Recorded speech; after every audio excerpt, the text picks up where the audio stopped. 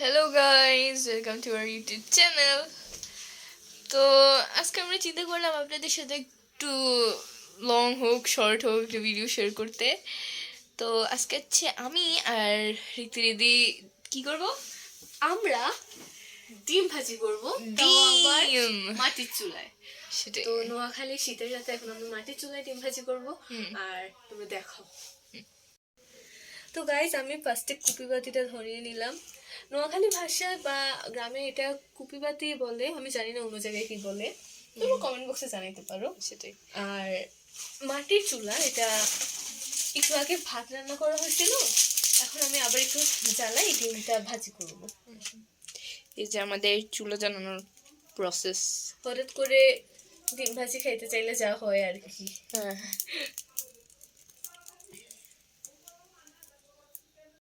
এই যে গাইস, চুলাটা ধরে ফেলছে অলরেডি। এখন আমি কড়াইটা দিয়ে দিব গরম হওয়ার জন্য।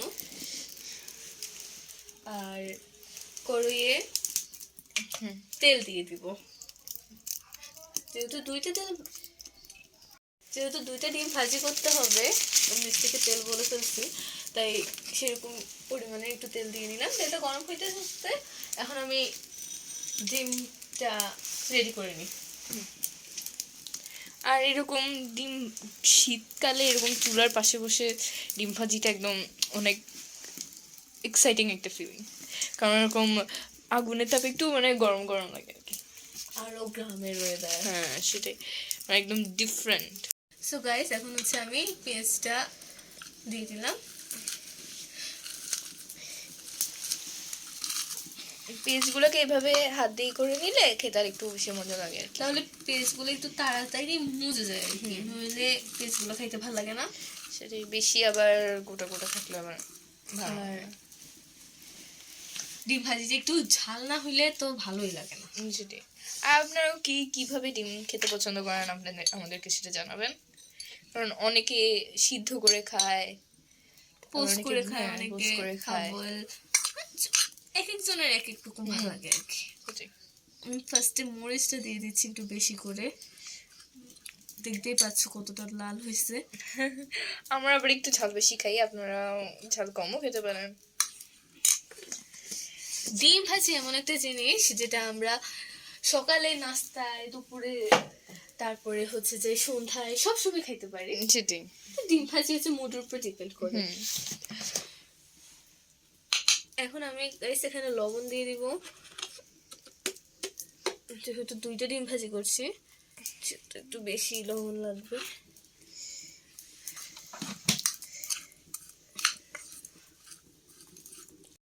এখন গাইস আমি ডিমটা হাই মাঝে মাঝে এমন ছোটখাটো ভুল হতেই পারে।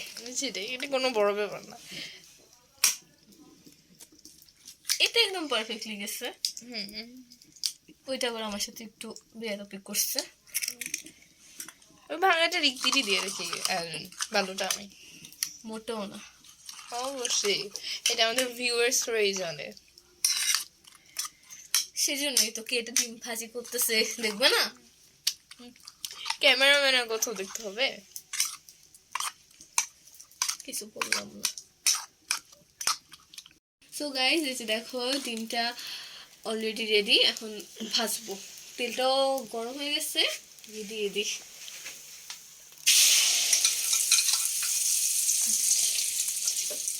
ডিমটা মচমচে ভাজি না হলে তো আর ভালোই লাগে না। আর গ্রামের চুলায় সবচেয়ে বড় কথা হচ্ছে যে ব্যালেন্স রাখতে হয়। আমাদের ঢাকার মতো তো আর গ্যাসের না। গ্যাসের চুলায় রান্না করি নাই আমরা, কারণ আমাদের গ্যাস নাই। মাটির চুলা হচ্ছে যাই বেস্ট।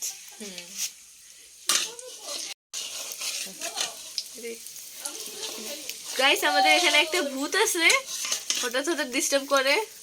আর মাঝে মধ্যে আমরা ভূতের এমন এমন ভয় লাগাই, ভূতের অবস্থা খারাপ। কিন্তু ভুট্টা আবার ক্যামেরার সামনে মাঝে মাঝে আসতে চায় না, তো এটা হচ্ছে প্রবলেম। যাই হোক, ভূতের না দেখাইলাম। এটা বড় কথা না, আপনারা তো ভয়েস শুনেই ফেলেছে।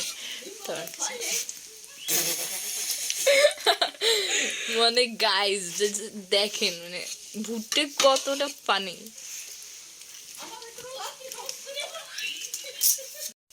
সো গাইস আমি ডিমটা উল্টিয়ে দিলাম, উল্টিয়ে একদম ভেজে মচমচে করে ফেললাম। দেখুন কতটা দেখতে ইন্টারেস্টিং লাগছে। কার কার এখন ডিম ভাজিটা দেখে খেতে ইচ্ছে করছে? ব্যাকগ্রাউন্ডে একজন আমাদের অনেক ডিস্টার্ব করছে গাইস, তোমরা এটা কান দিও না, একদম ইগনোর করো। बड़ी बड़ी वीडियो में छोटी छोटी बातें होते रहती हैं। ততক্ষণ আমি এখানে একটু হাত গরম করে নিই।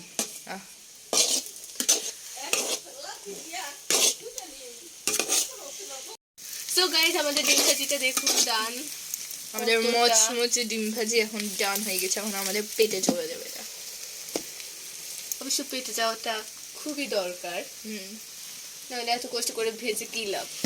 সেটাই। দেখো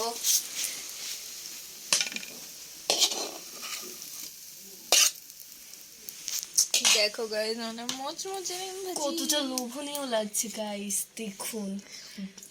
এই ডিম ভাজি যদি এক প্লেট ভাত অনায়াসে খেয়ে যাবো। আর এটা আমি ভাজি করেছি,